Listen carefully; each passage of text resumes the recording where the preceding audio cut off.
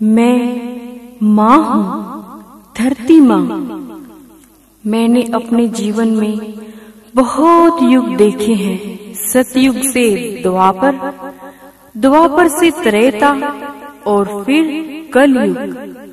समय के साथ साथ कई महान योद्धाओं, शूरमाओं व धर्मपरायण हस्तियों को मैंने अपनी गोदी में पलते फूलते वे बड़े होते देखा है। कलयुग में एक ऐसे ही महान योद्धा व करिश्माई बालक का वात्सल्य व अंत मैंने देखा है। इस महान योद्धा का नाम जहारवीर गोगा पीर था। इसका जन्म राजस्थान बागड़ की पावन धरती पर दद्रेड़ा नगरी में हुआ। इस बालक का जन्म व अंत बहुत ही रोमांचकारी था। बात उस समय की है जब दद्रेड़ा नगरी में नेवर सिंह व जेवर सिंह राज करते थे। उनकी दो रानियां थीं, नेवर सिंह की काछल व जेवर सिंह की बाछल। दोनों रानियों के संतान नहीं थे। सारी प्रजा उन्हें मनहूस मानती थी। राजा जेवर सिंह इसी चिंता को लेकर महल में बैठे हुए हैं।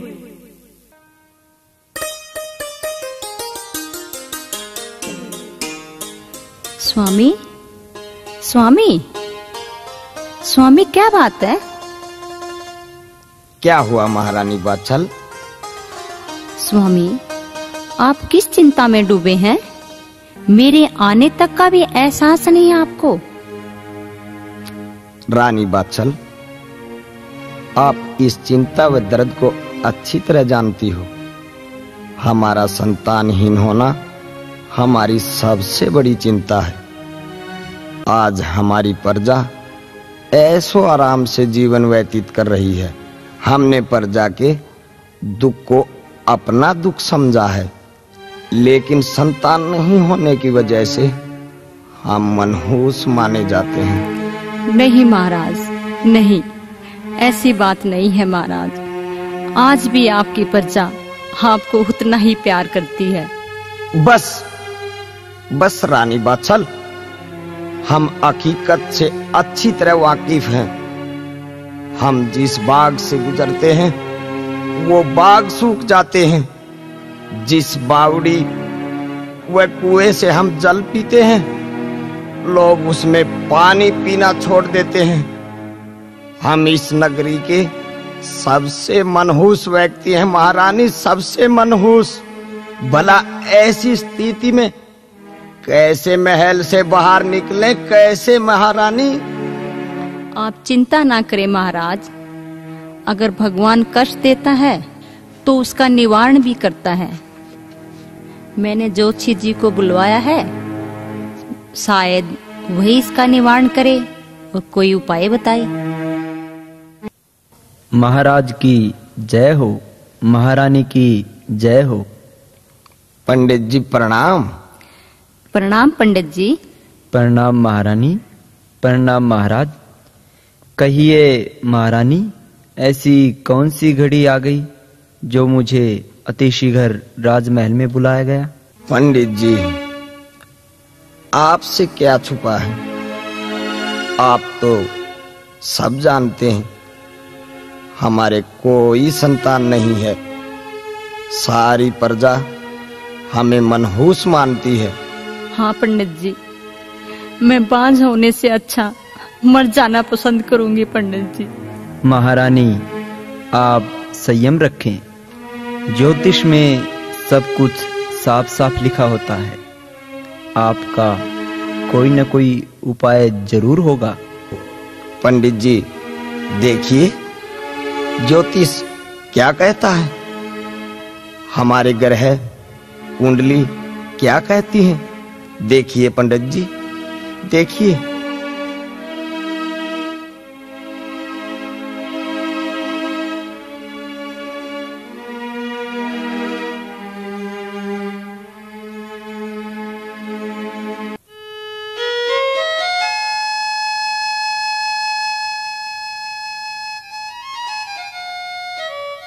पंडित जी, आप चुप क्यों बैठे हैं? हमारी कुंडली में क्या लिखा है? जल्दी बताइए पंडित जी। पंडित जी, जल्दी बताइए। महारानी, ज्योतिष शास्त्र में लिखा है, इस जन्म क्या 7 जन्मों तक आपकी कोई संतान नहीं है। क्या? हाँ महारानी, पिछले जन्म आप एक माली की लड़की थी और बाग में रखवाली करते समय आपसे अध जन्मे चकवा चकवी के बच्चों का वध हो गया था। उनके शराब के कारण ही आप 7 जन्मों तक बांझ रहेंगी। आपके पिछले जन्म में भी कोई संतान नहीं थी। नहीं, ऐसा नहीं हो सकता। परंतु जोशी जी, आप तो बहुत बड़े विद्वान हैं।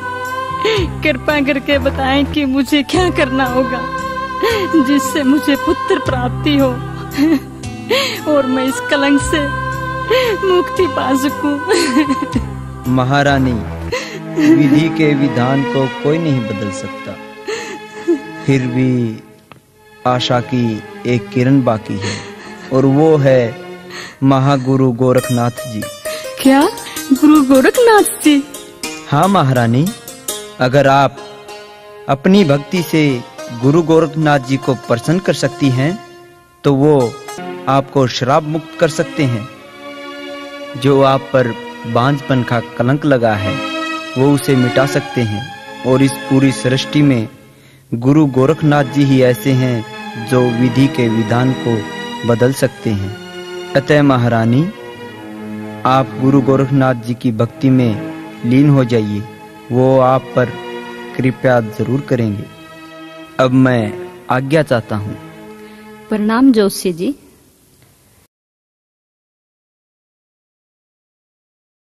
महाराज। हाँ महारानी। जैसा कि जोशी जी ने बताया है कि बाबा गोरखनाथ की भक्ति में लीन हो जाना चाहिए, वही हमारे दुखों का निवारण करेंगे। जैसी आपकी इच्छा महारानी, जो आप उचित समझो वही करो। ठीक है महाराज। ओम गुरु गोरखनाथाय नमः। ओम गुरु गोरखनाथाय नमः। ओम गुरु गोरखनाथाय नमः। ओम गुरु गोरखनाथाय नमः।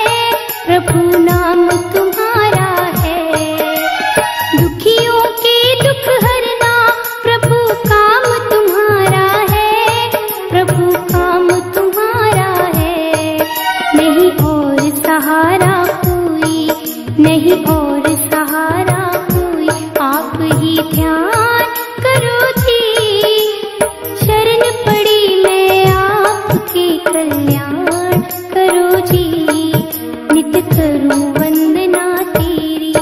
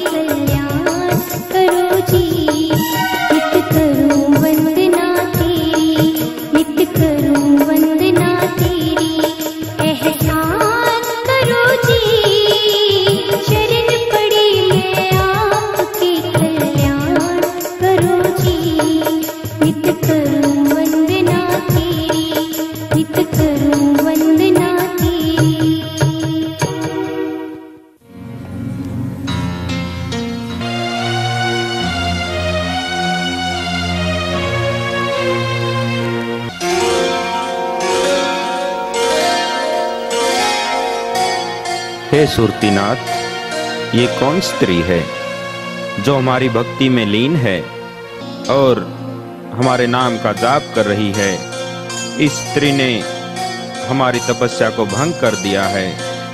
हे सुरतीनाथ महाराज, हमें अपनी स्कोर दृष्टि से देखकर बताओ कि ये औरत कौन है?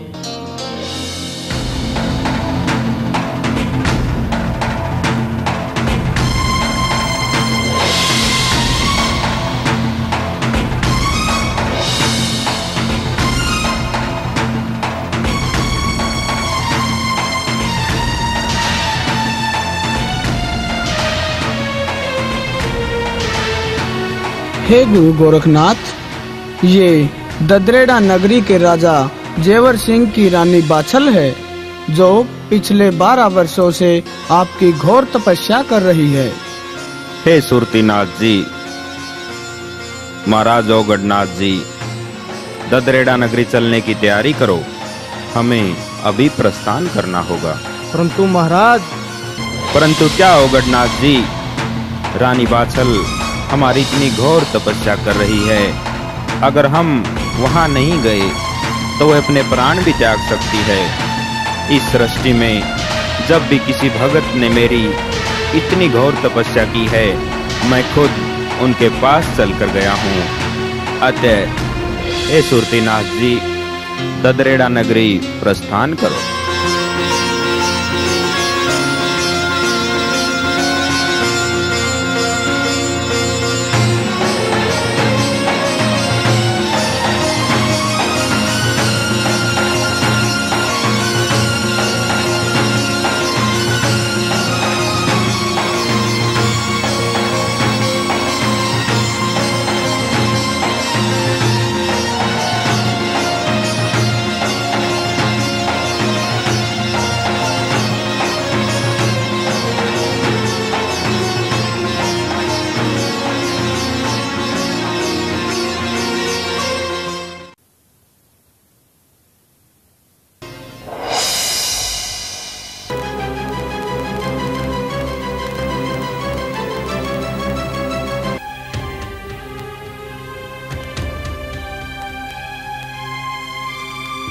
हे गुरु गोरखनाथ, आगे तो बहुत विशाल नदी है, जिसे पार करना मुश्किल ही नहीं असंभव भी है। हाँ, और हम ददरेड़ा नगरी तभी पहुंच सकते हैं जब हम इस नदी को पार करें। हे गंगा मैया, मैं और मेरे शिष्य नदी को पार करना चाहते हैं, कृपया आप हमें रास्ता दें। हे माता, मैं गोरखनाथ आपसे विनती करता हूँ, कृपया आप हमें जाने का रास्ता दें। हमें जाने का रास्ता दो गंगा मैया। गोरखनाथ, मैं तुम्हें रास्ता नहीं दे सकती। इसके लिए तुम्हें अपने एक शिष्य की बलि देनी होगी। अगर तुम्हें ये मंजूर है तो मैं तुम्हें रास्ता दे सकती हूँ। हम किसी भी प्राणी की बलि नहीं देंगे गुरु गोरखनाथ, हम कोई और रास्ता ढूंढ लेते हैं। नहीं सुरतीनाथ जी, हम इसी रास्ते से ददरेड़ा नगरी जाएंगे।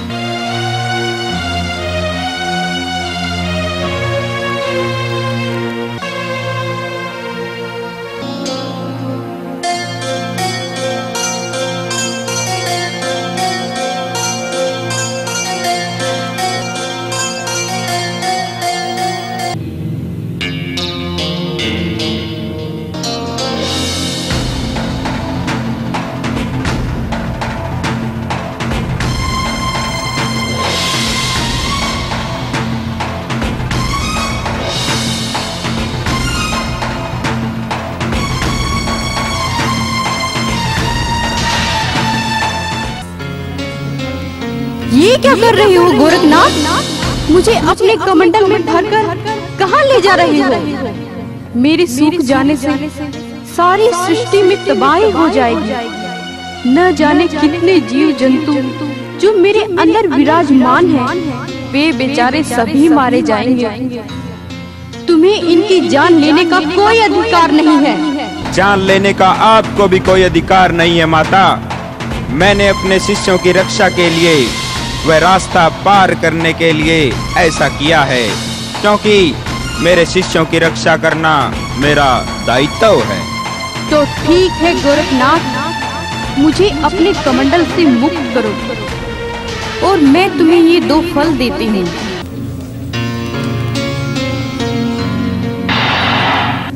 किसी समय ये तुम्हारे बहुत काम आएंगे। ठीक है गंगा माता, अब मैं आज्ञा चाहता हूँ।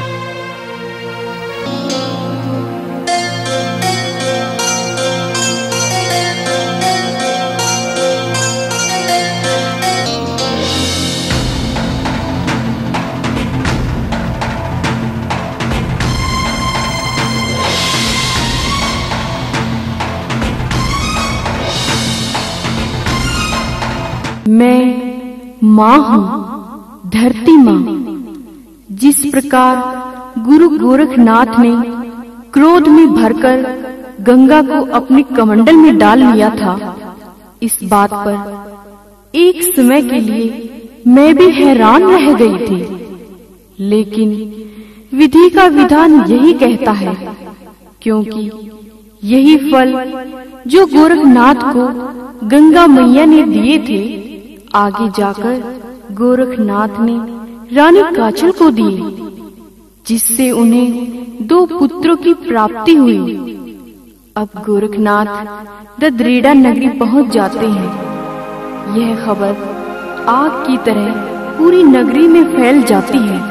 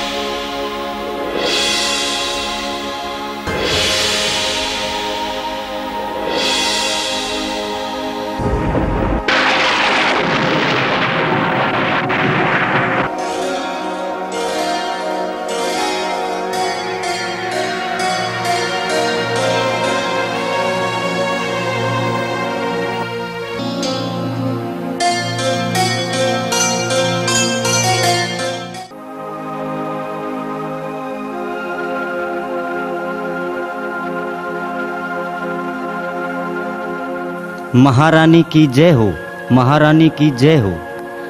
क्या बात है सैनिक, क्या खबर लेकर आए हो? महारानी गजब हो गया। महारानी 9 लखा बाग फिर से हरा भरा हो गया। क्या 9 लखा बाग फिर से हरा भरा हो गया? परंतु सैनिक, ये सब कैसे हुआ? महारानी 9 लखा बाग में कुछ साधु आए हैं, जिनमें महागुरु गोरखनाथ भी हैं, जिनके कदम रखते ही 9 लखा बाग फिर से हरा भरा हो गया। महारानी, क्या गुरु गोरखनाथ जी पधारे हैं? सैनिक, तुम जाओ और सतपकवान तैयार करवाओ। मैं गोरखनाथ जी को खुद खाना खिलाने जाऊं।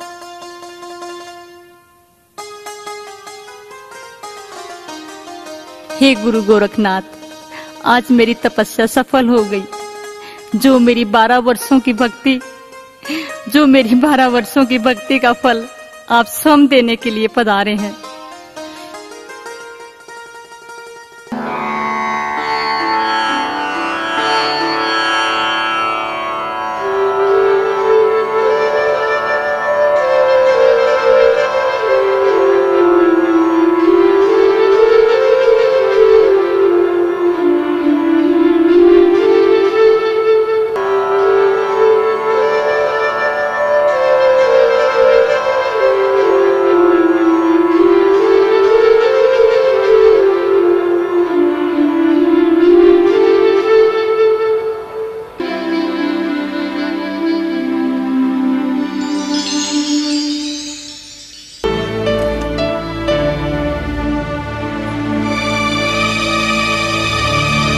ये लो महाराज, भोजन ग्रहण करो।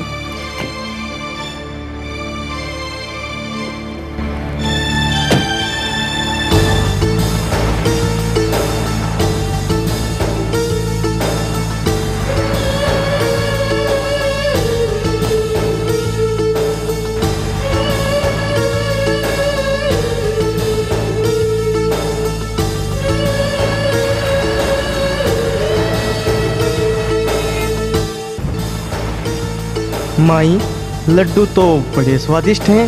क्या माई, तुम हमें इसी प्रकार भोजन कराते रहोगी? माई, तेरे चेहरे से लग रहा है तुम बहुत दुखी हो। तुम चिंता मत करो माई, गोरखनाथ जी तुम्हारे सब दुख दूर कर देंगे।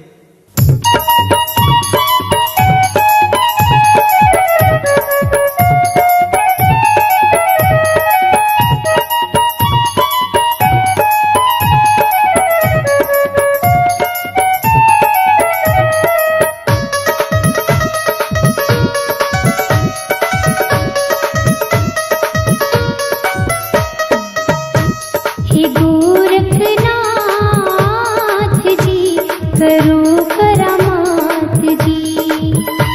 हे गोरखनाथ जी करो करामात जी।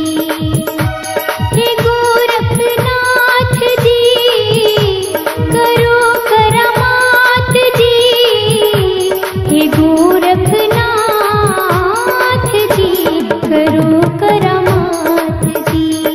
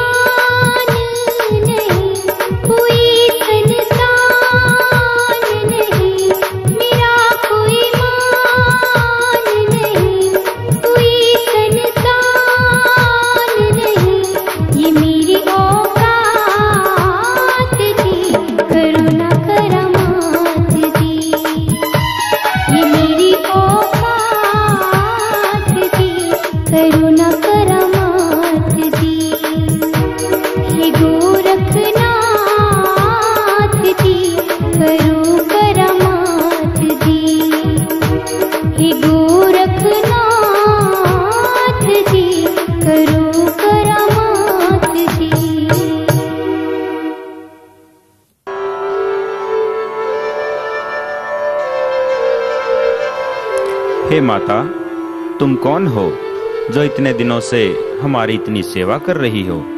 हे गुरु गोरखनाथ, मैं गढ़ ददरेड़ा के राजा जेवर सिंह की पत्नी बाछल हूँ। जेवर सिंह की पत्नी बाछल हूँ। क्या हुआ देवी, तुम रोने क्यों लग गई? क्या तुम्हें धन की कोई कमी है या तुम्हारी ददरेड़ा नगरी पर कोई संकट है? नहीं महाराज, नहीं हमारे कोई धन की कमी है और नहीं हमारे नगरी पर कोई संकट है। सारी प्रजा इतनी सुखी है, लेकिन क्या देवी, रुक क्यों गई? महाराज, मैं संतानहीन हूँ, मेरे कोई संतान नहीं है। सारी नगरी मुझे मनुष्य मानती है। एक औरत को ही पता होता है कि बांझपन का दर्द क्या होता है। मैं पिछले 12 वर्षों से आपकी पूजा कर रही हूँ महाराज। आप कृपया करके मेरे कष्टों का निवारण करें, मेरे कष्टों का निवारण करें। धैर्य रखो देवी। मैं जानता हूँ तुमने मेरी 12 वर्षों तक कठोर भक्ति की है और जो कोई इंसान मेरी भक्ति करता है, हम उनकी मनोकामना पूर्ण अवश्य करते हैं। इसलिए हे देवी बाछल, तुम कल सुबह आना, हम तुम्हें पुत्र रतन का वरदान देंगे और उसके बाद हम ददरेड़ा से प्रस्थान करेंगे।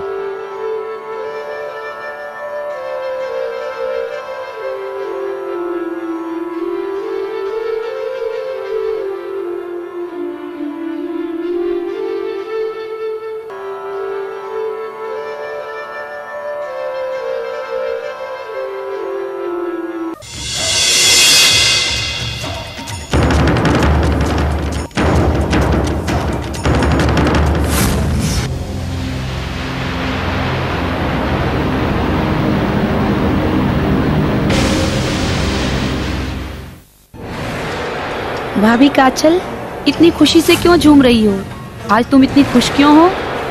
नड़न छबील दे, तुम्हें पता है कल सुबह गोरख जी बहन बाछल को पुत्र रतन का वरदान देंगे, पुत्र रतन का। चौहान वंश को अपना शासक मिल जाएगा। तुम बहुत भोली हो भाभी। अगर तुम्हारे से पहले बाछल माँ बन गई तो तुम्हारी क्या इज्जत रह जाएगी? तुम तो दासी बनकर रह जाओगी और उसका पुत्र ही ददरेड़ा का राजा होगा। हाँ, ये तो मैंने सोचा ही नहीं। छबील दे, कोई ऐसी युक्ति सोचो कि बाछल को वरदान ही ना मिले। वो मैंने सोच लिया है भाभी। सोच लिया है? पर क्या? जल्दी बताओ। भाभी जी, मेरे पास एक युक्ति है। क्यों न तुम बाछल से पहले वो वरदान लेने चली जाओ और जब बाछल पहुंचेगी तो गोरखनाथ वहां से जा चुके होंगे। लेकिन अगर गोरख ने मुझे पहचान लिया तो? तुम्हें कोई नहीं पहचान सकेगा क्योंकि तुम्हारी और बाछल की शक्ल आपस में मिलती है। बस तुम इस बात का फायदा उठाओ।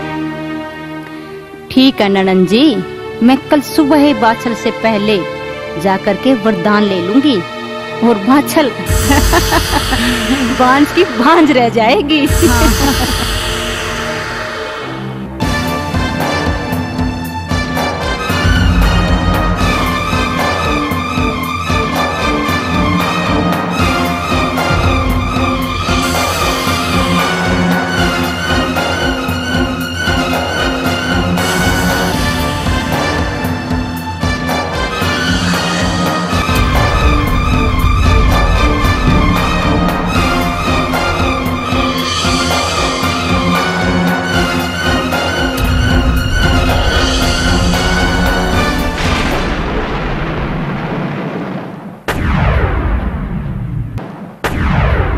क्या बात है देवी, पुत्र प्राप्ति की खुशी में लगता है रात को नींद नहीं आई जो इतनी सुबह आ गई।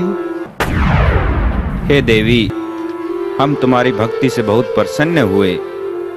हम तुम्हें ये इच्छाधारी फल देते हैं जो कभी गंगा मैया ने मुझे दिए थे। तुम इनको खा लेना, इससे तुम्हें 2 पुत्रों की प्राप्ति होगी, जिनका नाम तुम अर्जन व सर्जन रखना।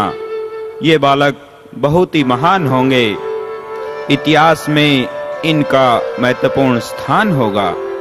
अब हम यहाँ से प्रस्थान करते हैं।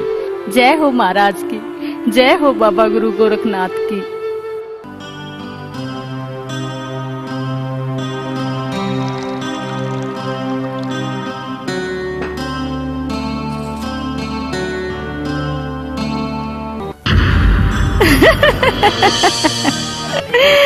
महाराज को भी बुद्धू बना दिया।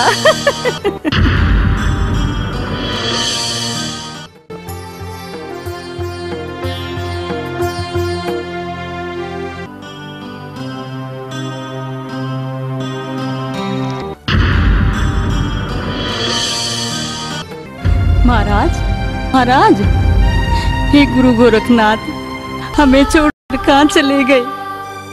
मेरी भक्ति में क्या कमी रह गई थी, या मेरी सेवा में कोई कमी रह गई थी, जो मुझे पुत्र रतन का वरदान देने से पहले ही आप चले गए?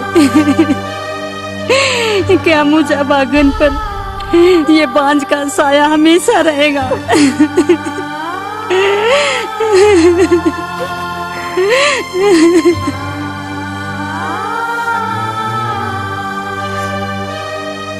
हे देवी, तुम कौन हो? मैं इस गढ़दरेड़ा की महारानी बाछल हूँ, पर तुम कौन हो? प्रणाम महारानी बाछल, मैं इस बाग का माली श्रीधर हूँ। हे श्रीधर, तुम ही बताओ कि बाबा गोरखनाथ किस तरफ गए हैं? गोरखनाथ जी तो अब से थोड़ी देर पहले यहाँ से चले गए। श्रीधर, तुम ही बताओ कि बाबा गोरखनाथ किस दिशा की तरफ गए हैं? ये तो मुझे मालूम नहीं है महारानी, पर जाने से पहले चटपट महाराज कह रहे थे कि गोरखनाथ कुछ समय के लिए गोगाना के डेरे पर विश्राम करेंगे। अगर तुम जल्दी जाओ तो वो तुम्हें वहाँ मिल सकते हैं।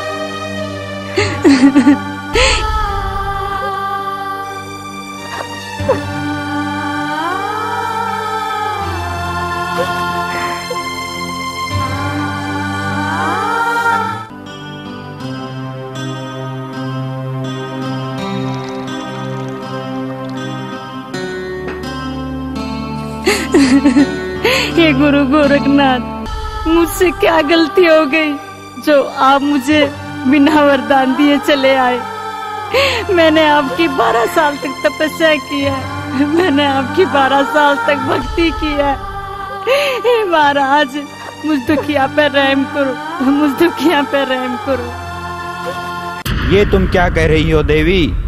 हमने तुम्हें 2 पुत्रों का वरदान दिया था और उसके बाद ही हमने ददरेड़ा से प्रस्थान किया था।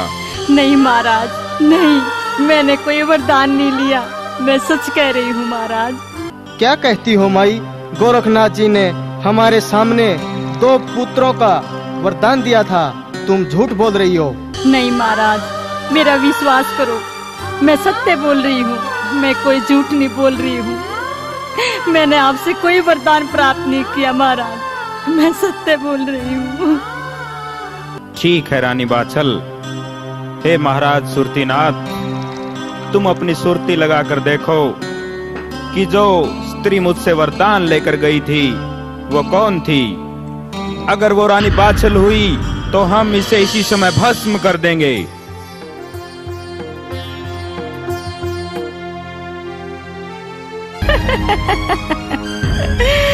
महाराज को भी बुद्धू बना दिया। हे महाराज, रानी बाछल ठीक कह रही है, इन्होंने वरदान नहीं लिया, वो इनकी छोटी बहन काछल थी जो धोखे से आपसे वरदान ले गई महाराज। जी हाँ महाराज, हम जुड़वा बहने हैं और हमारी शक्ल सूरत आपस में बहुत मिलती है। इसी बात का फायदा उसने उठाया है, इसी बात का फायदा उठाया है महाराज। यानी काछल ने छल व कपट से हमारे से वरदान प्राप्त किया है। ये काछल ने बहुत गलत किया। हम उन्हें श्राप देते हैं कि उनकी जो संतान पैदा होगी वो छली कपटी और धोखेबाज होगी। इतिहास में कभी उनको ख्याति प्राप्त नहीं होगी और उनकी मौत का कारण उनका छल कपट ही होगा। लेकिन महाराज, आप मेरी व्यथा, मेरे दुख दूर कीजिए। मैं पुत्र के बिना नहीं रह सकती। मुझे भी पुत्र का वरदान दीजिए महाराज। इस तरह से वरदान दिए नहीं जाते माई, इनकी भी कुछ सीमाएं होती हैं। वो वरदान तुम्हें इसलिए प्राप्त नहीं हुआ कि शायद तेरे भाग्य में संतान ही नहीं है। नहीं महाराज, ऐसा नहीं कहिए महाराज। नहीं, मुझ पर रहम करो। मेरी 12 साल से गोदी सुनी है। मैं भी बच्चे के लिए बहुत तड़प रही हूँ महाराज, रहम करो। आप तो बड़े दयालु हैं, आप तो सबकी सुनते हैं, मेरी भी सुनो महाराज। नहीं माई नहीं, चली जाओ। मैं विधि के विधान को नहीं बदल सकता। शायद तुम्हारे भाग्य में संतानहीन होना ही लिखा है। तुम्हारे भाग्य में पुत्र नहीं है रानी बाछल, चली जाओ यहाँ से। नहीं महाराज नहीं, ऐसे शब्द मत कहो, ऐसे शब्द मत कहो। अगर आपकी इच्छा हो तो आप विधि को भी बदल सकते हो। आज मैं आपसे वरदान लिए बगैर नहीं जाऊंगी। अगर मेरी बहन काछल वरदान ले गई तो इसमें मेरा क्या कसूर है? आप ही बताएं महाराज, मेरा क्या कसूर है? अगर आपने वरदान नहीं दिया तो मैं यही सिर पटक पटक के अपनी जान दे दूंगी, अपनी जान दे दूंगी।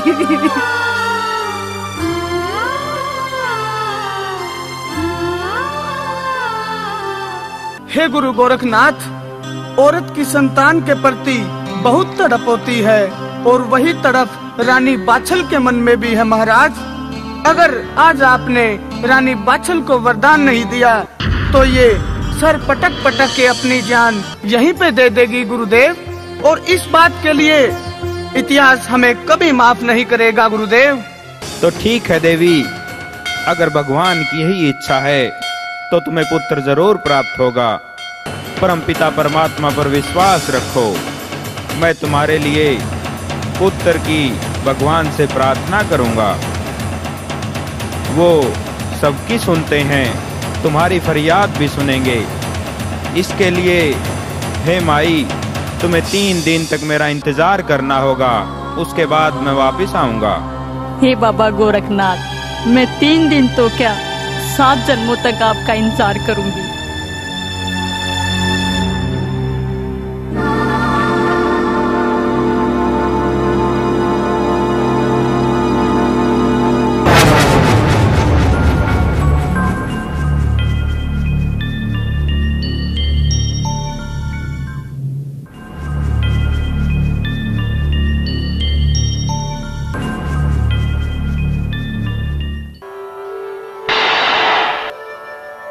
हे भोलेनाथ, अपने पुत्र गोरखनाथ का प्रणाम स्वीकार करें।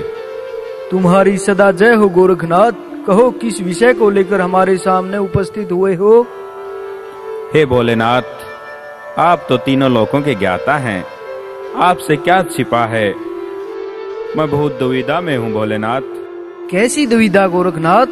महाराज, मैं धरती पर रानी बाछल को पुत्र का वरदान देने का वचन देकर आया हूँ और बाछल के 7 जन्मों तक कोई पुत्र का योग नहीं है। मैं जानता हूँ गोरखनाथ, विधि के विधान को बदलने की तुम्हारी अक्षमता है और तुम अपनी इस जिद को पूरा करके रहोगे। अतः हे गोरखनाथ, इसके लिए तुम्हें जो संसार के सभी इंसानों की किस्मत लिखती है, बे माता, तुम्हें उसके पास जाना होगा। शायद वही तुम्हारी कुछ मदद करे। मेरा आशीर्वाद सदा तुम्हारे साथ है गोरखनाथ। जैसी आपकी आज्ञा भोलेनाथ।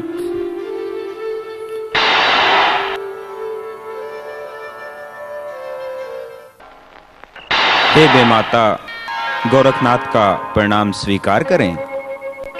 प्रणाम गोरखनाथ। कहो, किस प्रयोजन के लिए हमारे पास आना हुआ? हे माता, मुझे आपकी मदद की आवश्यकता है। हे गोरखनाथ जी, आप तो स्वयं एक भगवान का रूप हो। भला मैं आपकी क्या मदद कर सकती हूँ? ये काम ऐसा है माता जिसमें आप ही मेरी मदद कर सकती हैं। मैं पृथ्वी पर ददरेड़ा की रानी बाछल को पुत्र रतन के वरदान का वचन देकर आया हूँ।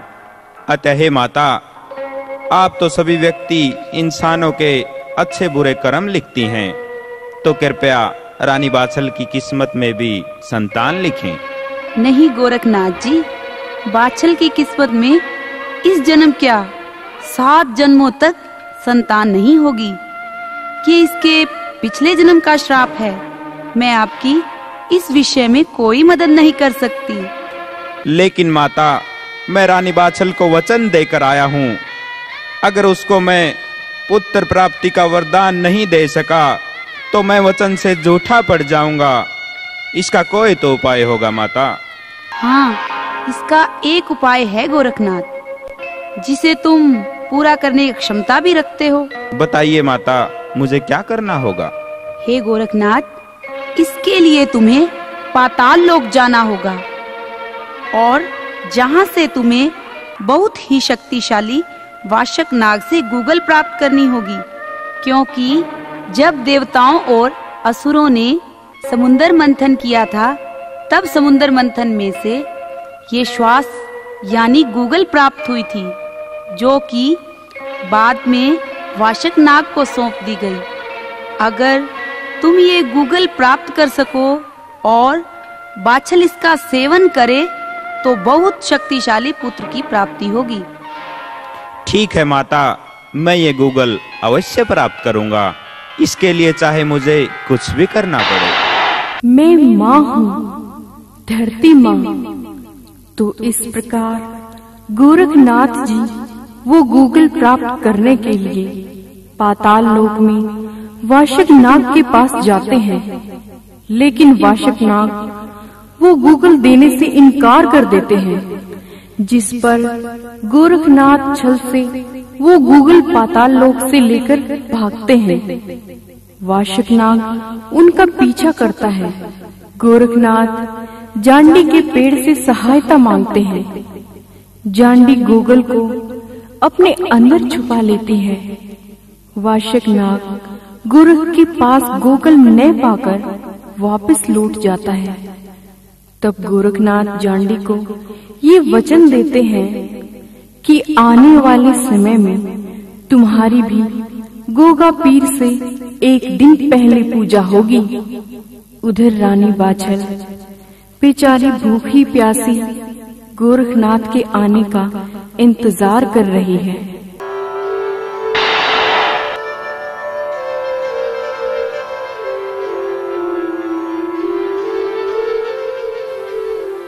ये लो रानी बाछल, मैं तुम्हें ये गूगल देता हूँ, जिसके खाने से तुम्हें पुत्र की प्राप्ति होगी। रानी बाछल, ये बालक कोई साधारण बालक नहीं होगा। इसका नाम तुम जाहर वीर रखना, जो आगे चलकर जाहर वीर गोगा पीर के नाम से प्रसिद्ध होगा। लेकिन इसके साथ जब ये बच्चा तुम्हारे गर्भ में होगा, तुम्हें 2 चीजों का ध्यान अवश्य रखना होगा। एक तो तुम इसके जन्म तक कभी झूला मत झूलना और न ही कभी कुआ बावड़ी में झांक कर देखना। ये तुम्हारे लिए मनहूस होगा।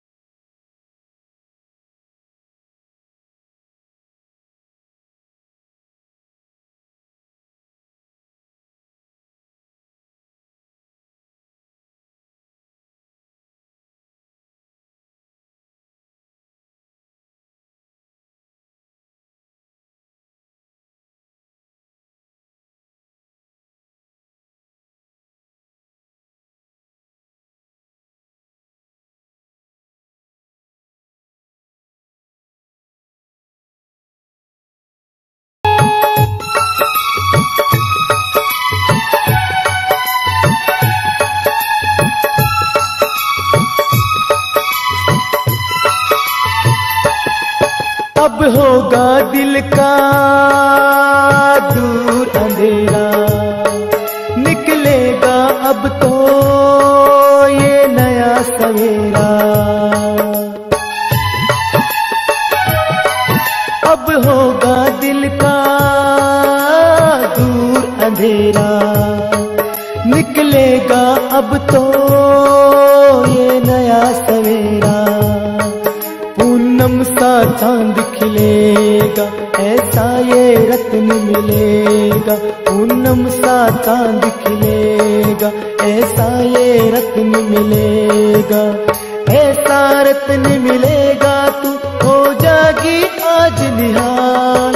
9वें महीने बाद चिलमा एक पैदा होगा लाल, 9वें महीने बाद चिलमा एक पैदा होगा लाल।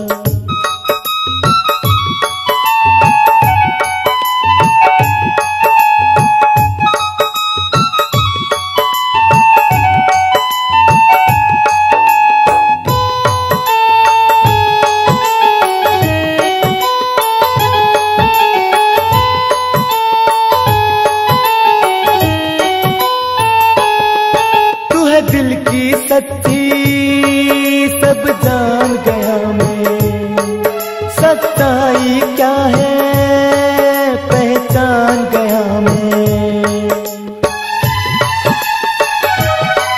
तू है दिल की सच्ची सब जान गया मैं, सच्चाई क्या है पहचान गया मैं, कट जाएंगे सब रोग नहीं बांझ कहेंगे लोग, कट जाएंगे सब रोग नहीं बांझ कहेंगे लोग, नहीं बांझ कहेंगे लोग, अब होगा ये अजब कमाल। 9वें महीने बाद चिलमा एक पैदा होगा लाल, 9वें महीने बाद चिलमा एक पैदा होगा लाल।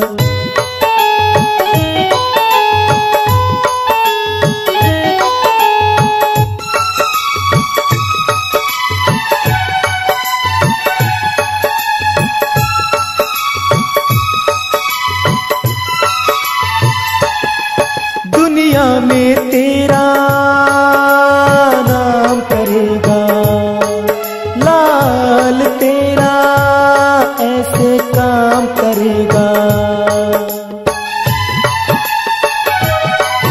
दुनिया में तेरा नाम करेगा, यो लाल तेरा ऐसे काम करेगा, रखिए नाम तुझा हर वीर वो बन के गोगा पीर, रखिए नाम तुझा हर वीर वो बन के गोगा पीर, वो बन के गोगा पीर, दुष्टों को करे हलाल। 9वें महीने बाद चिलमा एक पैदा होगा लाल, 9वें महीने बाद चिलमा एक पैदा होगा लाल।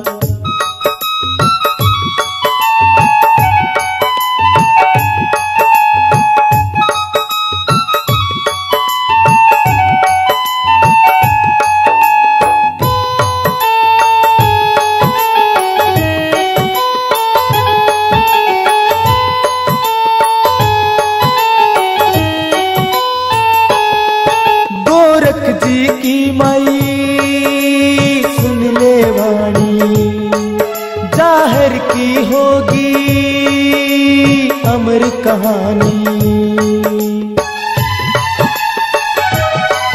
गोरख जी की माई सुन ले वाणी, जाहिर की होगी अमर कहानी, गोगा मेरी होगा धाम दुनिया में होगा बड़ा नाम, गोगा मेरी होगा धाम दुनिया में होगा बड़ा नाम, दुनिया में होगा नाम भक्तों की करे संभाल। 9वें महीने बाद चिलमा एक पैदा होगा लाल, 9वें महीने बाद चिलमा एक पैदा होगा लाल, ये ले जा गूगल माय, क्यों दिल में तू घबराए, ले जा गूगल माय, क्यों दिल में तू घबराए, क्यों दिल में तू घबराए, हो जागी आज निहाल।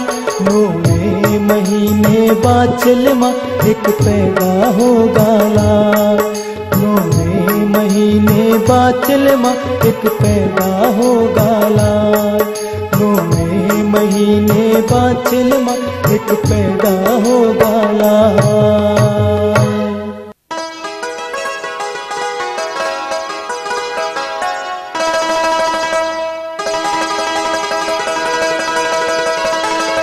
क्या बात है महारानी, आज तो बहुत खुश नजर आ रही हो।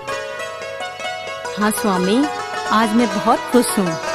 आज बाबा गोरखनाथ ने मुझे पुत्र प्राप्ति के लिए ये गूगल खाने को दी है। ये तो बड़ी खुशी की बात है। और महाराज, ये गूगल मैंने अपनी दासियों को और अपनी नीली घोड़ी को भी दी है, वो भी तो बेचारी बांझ हैं। ये तो बड़ा अच्छा किया, तुम्हारी प्रवृत्ति ही दूसरों की भलाई करने की है। स्वामी, अब तो जल्द ही हमें ददरेड़ा नगरी के लिए शासक मिल जाएगा। ठीक है रानी, इस घड़ी का हमें भी बहुत दिनों से इंतजार था।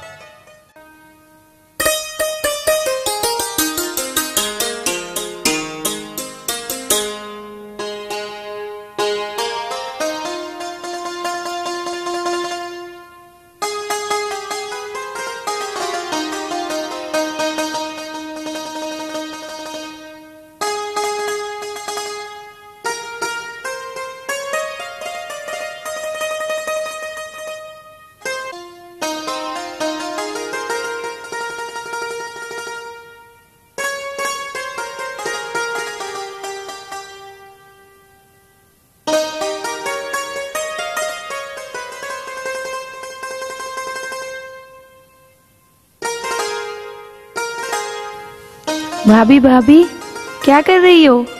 कुछ नहीं ननंद छबील दे, आओ बैठो। भाभी, क्या बात है, कब दे रही हो ददरेड़ा नगरी का राजकुमार? बस ननंद जी, अब तो कुछ ही दिनों की बात है। मेरा भी मन जहार को गोदी में बिठाकर लोरी सुनाने के लिए उतावला है। बस थोड़ा सब्र रखो भाभी, सब काम समय पर होते हैं। यही हाल भाभी काछल का है। कितना सुहाना मौसम है ना आज। हाँ, क्यों नहीं भाभी, चलो आज बाग में झूला झूलने चलते हैं। नहीं नहीं ननंद जी, मेरा मन नहीं कर रहा, तुम काछल को लेकर चली जाओ। नहीं भाभी, मैं तुम्हारे साथ ही झूला झूलूंगी, चलो ना। अच्छा अच्छा मेरी प्यारी ननंद जी, नाराज मत हो, मैं तुम्हारे साथ अभी चलती हूँ।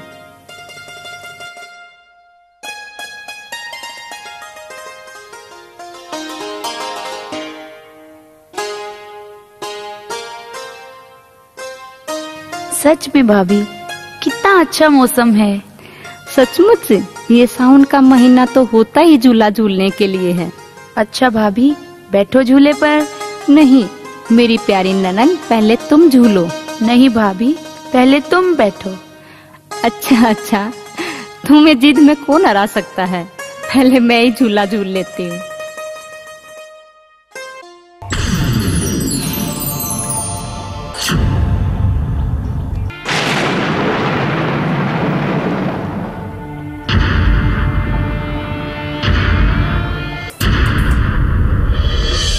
अरे ये क्या हुआ भाभी, ये बाग कैसे सूख गया? सचमुच ये तो आश्चर्य की बात है। आश्चर्य नहीं है भाभी, ये सब तुम्हारे कारण हुआ। तुमने जोगियों के साथ रहकर जादू सीख लिया। नहीं नहीं ननंद जी, होगा लाल, 9वें महीने बाचल माँ एक पैदा होगा लाल, 9वें महीने बाचल माँ एक पैदा होगा लाल।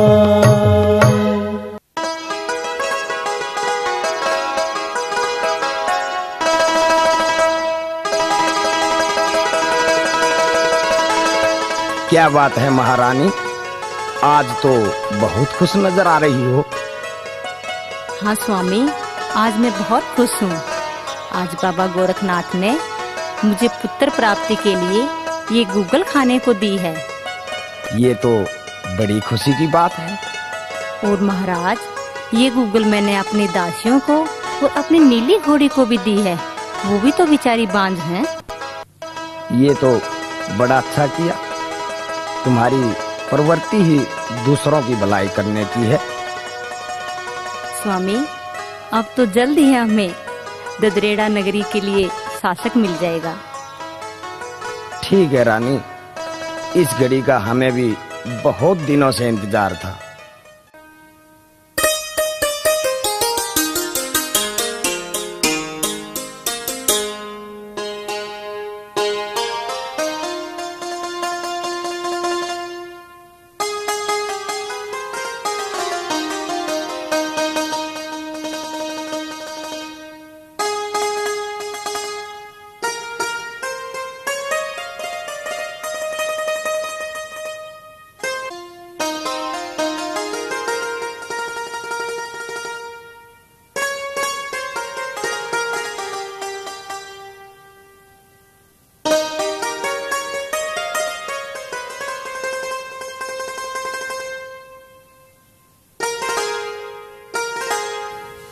भाभी भाभी, क्या कर रही हो? कुछ नहीं ननंद छबील दे, आओ बैठो। भाभी, क्या बात है? कब दे रही हो ददरेड़ा नगरी का राजकुमार? बस ननंद जी, अब तो कुछ ही दिनों की बात है। मेरा भी मन जहार को गोदी में बिठाकर लोरी सुनाने के लिए उतावला है। बस थोड़ा सब्र रखो भाभी, सब काम समय पर होते हैं। यही हाल भाभी काछल का है। कितना सुहाना मौसम है ना आज। हाँ, क्यों नहीं भाभी, चलो आज बाग में झूला झूलने चलते हैं। नहीं नहीं ननंद जी, मेरा मन नहीं कर रहा। तुम काछल को लेकर चली जाओ। नहीं भाभी, मैं तुम्हारे साथ ही झूला झूलूंगी, चलो ना। अच्छा अच्छा मेरी प्यारी ननंद जी, नाराज मत हो, मैं तुम्हारे साथ अभी चलती हूँ।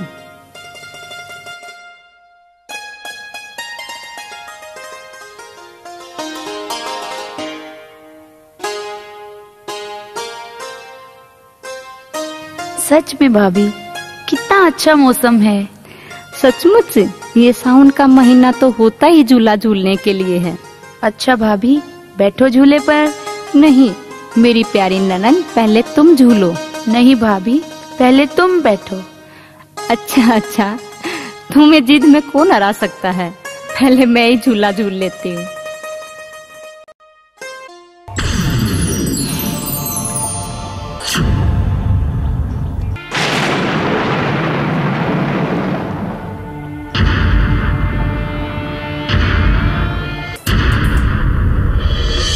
अरे ये क्या हुआ भाभी, ये बाग कैसे सूख गया? है? सचमुच ये तो आश्चर्य की बात है। आश्चर्य नहीं है भाभी, ये सब तुम्हारे कारण हुआ। तुमने जोगियों के साथ रहकर जादू सीख लिया। नहीं नहीं ननंद जी, ऐसा कुछ नहीं है।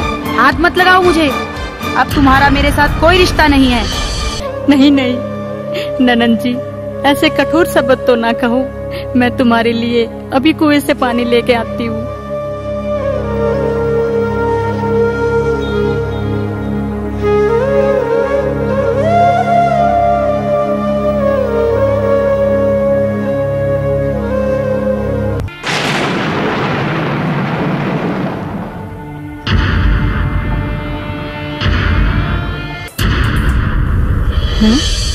ये क्या हुआ?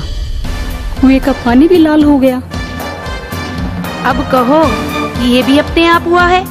तुम अपना जादू दिखाकर हमें भयभीत करना चाहती हो? नहीं नहीं छबील दे, मुझे कुछ पता नहीं कि ये सब क्या हो रहा है। मेरा यकीन करो। यकीन? शक तो मुझे पहले से ही था बाछल, और अब ये यकीन में बदल गया है। तुमने जोगियों के साथ रहकर जादू सीखे हैं और पता नहीं क्या क्या किए होंगे तुमने उनके साथ। तुम चरित्रहीन हो भाभी। छबील दे, सच सबको कड़वा लगता है भाभी। तुम चौहान वंश के नाम पर कलंक हो। मैं इसकी शिकायत मेरे पिताजी को करूंगी।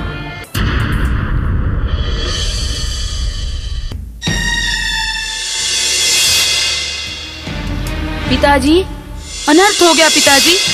क्या हुआ बेटी छबील? पिताजी, बाछल ने चौहान वंश को कलंकित किया है।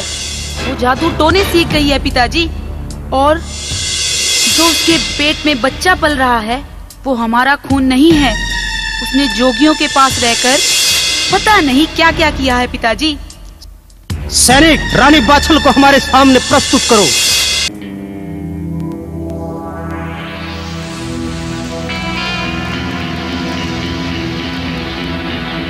प्रणाम पिताश्री। बंद करो ये अपनी गंदी जुबान। आज के बाद हमारा और तुम्हारा कोई रिश्ता नहीं है। पर क्या हुआ पिताश्री? ये कहो क्या नहीं हुआ। सब कुछ जानकर अनजान मत बनो बाछल। क्या छबील दे जो कह रही है वो सत्य है? नहीं पिताश्री, आप मेरा यकीन करें, मेरे ऊपर लगाए गए सभी आरोप झूठे हैं। मुझे मेरे गर्भ में पल रहे बच्चे की कसम, आप चाहे तो मेरी कोई भी परीक्षा ले सकते हैं पिताश्री। बस, हमें कोई जरूरत नहीं है परीक्षा लेने की। परीक्षा उनकी ली जाती है जो परीक्षा देने के काबिल हो। सैनिक, जाओ बाछल को इसी वक्त बैलगाड़ी में बैठाकर इसके माय के सिरसा पाटन छोड़ाओ।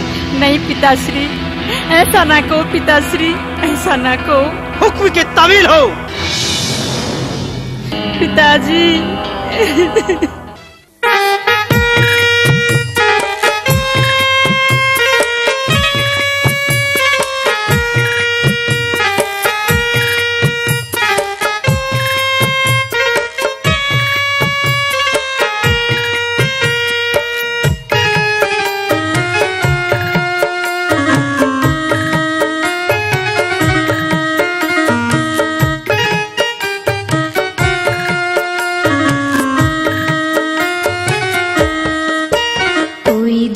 नहीं है मेरा, मुझे यूं न सताओ तुम।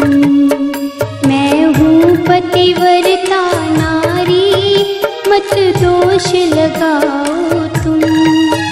कोई दोष नहीं है मेरा, मुझे यूं न सताओ